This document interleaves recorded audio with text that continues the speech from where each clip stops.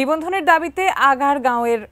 সামনে নির্বাচন ভবনের সামনে বিক্ষোভ ও আমরণ অনশন করছেন আম জনতার দলের নেতাকর্মীরা। সেখানে আছেন সহকর্মী মাহফুজা মুসলেহি, সরাসরি যুক্ত হচ্ছি তার সঙ্গে। মাহফুজা, আমাদেরকে জানাবেন নেতাকর্মীরা কি বলছেন। আপনি জানেন সকাল থেকেই কিন্তু নির্বাচন কমিশন ভবন যেটি আগারগাঁওয়ের, সেখানে কিন্তু আমরা দেখেছি যে আমরণ অনশন চলছে। যে দলগুলো আসলে এখানে নির্বাচন কমিশন থেকে সম্প্রতি যে নিবন্ধনের আশা করেছিল বা আবেদন করেছিল পায়নি, এমন দল, বিশেষ করে আম জনতার দল কিন্তু এখানে নির্বাচন কমিশনের সামনে সকাল থেকেই তারা বিক্ষোভ করছেন এবং একই সঙ্গে তারা জানিয়েছেন আমরণ অনশন তারা চালিয়ে যাবেন যতক্ষণ পর্যন্ত তাদেরকে নিবন্ধন দেয়া না হয়। আপনি জানেন সম্প্রতি এনসিপি এবং আম জনগণ পার্টি নামে যে পার্টির সহ 3টি পার্টির নিবন্ধন দিয়েছে নির্বাচন কমিশন, সেখানে কিন্তু তাদের আপত্তি রয়েছে এবং তারা বারবারই বলছেন এই দলগুলো বিভিন্ন সময়ে আসলে দুর্নীতির মধ্যে ছিল এবং মানুষের টাকা গ্রাস করার যেই ব্যাপারগুলো সেটিও কিন্তু তারা বারবার বলেছেন এবং অভিযোগ এনেছেন যে এই দলগুলোকে নিবন্ধন দেওয়ার ক্ষেত্রে যারা তদন্ত ক্ষেত্রে বা তদন্তের জন্য মাঠে নেমেছিলেন, বিশেষ করে নির্বাচন কর্মকর্তা যারা ছিলেন, তারা কিন্তু এক্ষেত্রে দুর্নীতির আশ্রয় নিয়েছেন এবং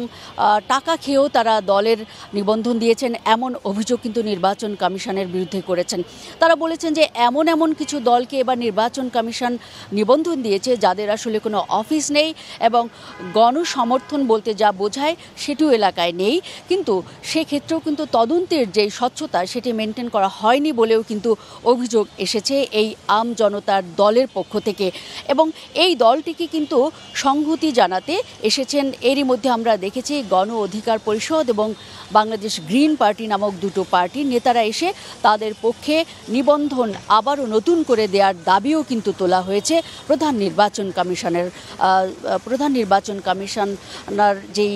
আছেন তার বরাবরে কিন্তু তারা বারবার বলেছেন এই দাবি। এবং একটু আগেই আমরা লক্ষ্য করেছি যে গণ অধিকার পরিষদের যেই সাধারণ সম্পাদক রাশেদ খান, তিনি বক্তব্য দিয়েছেন যে নতুন করে আসলে এই নিবন্ধন চান এবং আগের যেই 3টি দলকে নিবন্ধন দেওয়া হয়েছে সেটি বাতিল করে আম জনতার দলকেও এই নিবন্ধনের আওতাভুক্ত করতে হবে, না হয় তারা আরও কঠোর কর্মসূচি জানাবেন। এবং এই বক্তব্য দেওয়ার পরপরই আমরা লক্ষ্য করেছি রাশেদ খান প্রধান নির্বাচন কমিশনারের কাছে দেখা করতে গিয়েছেন এবং এই বিষয়ে সুপারিশ জানাবেন বলেও তিনি জানিয়েছেন।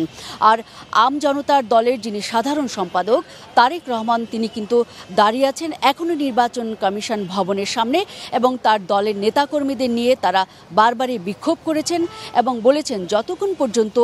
এই দলটিকে নিবন্ধন দেয়া না হবে, আগামী নির্বাচনে অংশগ্রহণের সুযোগ করে না দেওয়া হবে, ততক্ষণ পর্যন্ত তারা